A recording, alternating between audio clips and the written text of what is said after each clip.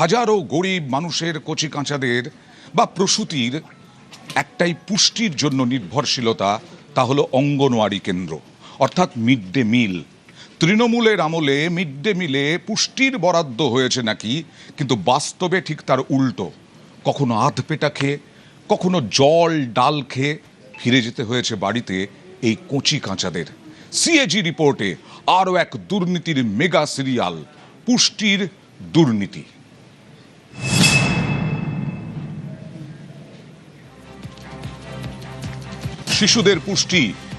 শিশুদের পুষ্টিতেও চুরি।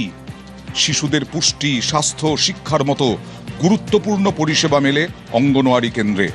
মূল লক্ষ্য কি? 6 বছরের কম বয়সী শিশু এবং গর্ভবতী মহিলা এবং স্তন্যদানকারী মায়েদের পুষ্টি ও স্বাস্থ্য পরিষেবা নিয়েই সামনে এলো একের পর এক গুরুতর অভিযোগ, গাফিলতির অভিযোগ।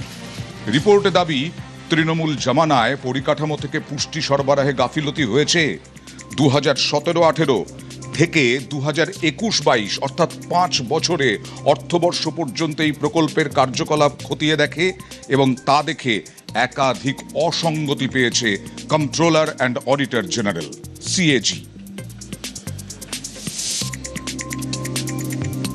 বিগত তৃণমূল সরকারের সময় খরচ নিয়েও বড় প্রশ্ন তুলেছে ক্যাগ রিপোর্ট। ক্যাগ রিপোর্টে অঙ্গনওয়াড়ি কর্মীদের বেতন নিয়ে অনিয়মের অভিযোগ। যে টাকা দেওয়া হয়েছে সেই অর্থের ব্যবহার নিয়ে ইউটিলাইজেশন সার্টিফিকেট জমা দেওয়া হয়েছে, তা নিয়েও সংশয় প্রকাশ করেছে ক্যাগ।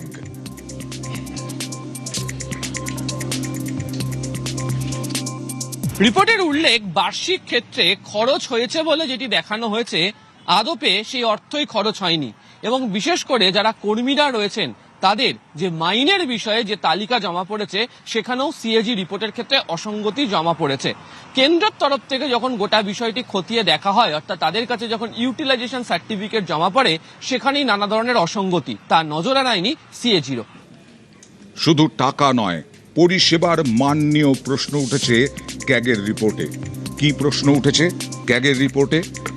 পরিষেবার মান, অর্থাৎ এই অঙ্গনওয়াড়ি কেন্দ্রে শিশুদের জন্য টেক হোম রেশনের পুষ্টিগুণ নির্ধারিত মানের তুলনায় কম।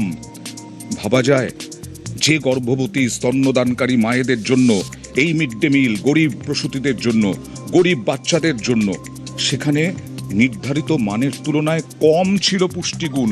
পুষ্টির মাত্রায় ঘাটতি ধরা পড়েছে রিপোর্টে। তৃণমূল জামানায় করোনা পর্বেও অঙ্গনওয়াড়ি পরিষেবায় গাফিলতির অভিযোগ।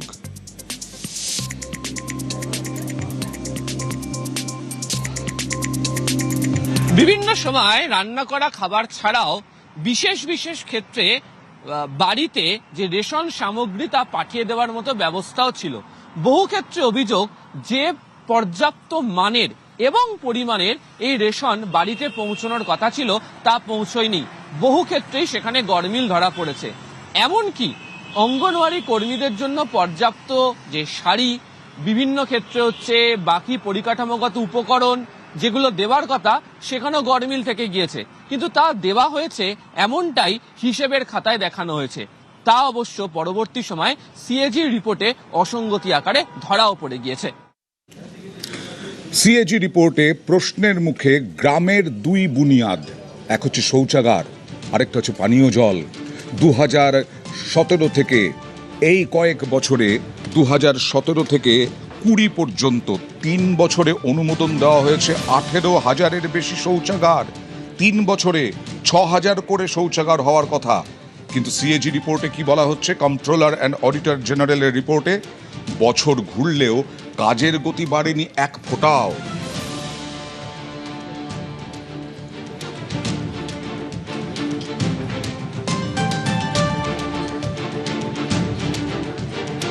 অনুমোদনের পরেও থমকে কাজ। আর প্রি স্কুল শিক্ষার হাল, অর্থাৎ স্কুলে যাওয়ার ঠিক আগে, এই নিয়েও প্রশ্ন তোলা হয়েছে ক্যাগ রিপোর্টে। ক্যাগের দাবি, 2017-18 থেকে 2021-22 এই যে 5 বছরের কথা বলছিলাম এর আগে, এই 5 বছরে অঙ্গনওয়াড়ি কেন্দ্রগুলোতে প্রি স্কুল এডুকেশন কিট ঠিকমতো পৌঁছয়নি।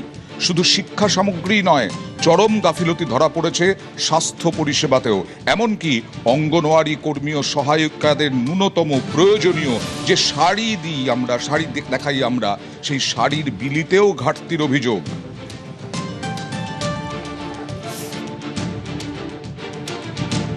রাজ্যের বেশিরভাগ অংশের মানুষ, বা বলা ভালো যারা প্রান্তিক অঞ্চলে বসবাস করেন, গ্রামাঞ্চলের যারা রয়েছেন, তাদের একটা বড় অংশ এই অঙ্গনওয়াড়ির উপরই নির্ভরশীল থাকেন। তার কারণ শিশুদের শিক্ষা এবং তাদের পেট ভরানোর জন্য পুষ্টিকর খাদ্যের উপাদান এই অঙ্গনওয়াড়ি সেন্টারগুলো থেকে পাওয়া যায়। কিন্তু সিএজি রিপোর্টে উঠে আসছে এই সমস্ত কেন্দ্রগুলোতে যে ধরনের পুষ্টি গুণ সম্পূর্ণ খাবার এবং শিক্ষা ব্যবস্থা দেওয়ার কথা ছিল, তার একাধিক জায়গাতে নানা ধরনের বিস্তর গড়মিল রয়েছে।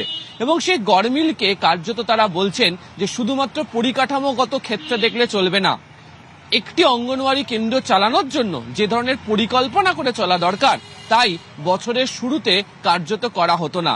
ফলে গোটা বছর জুড়ে নানা ধরনের সমস্যার মধ্যে পড়তে হতো।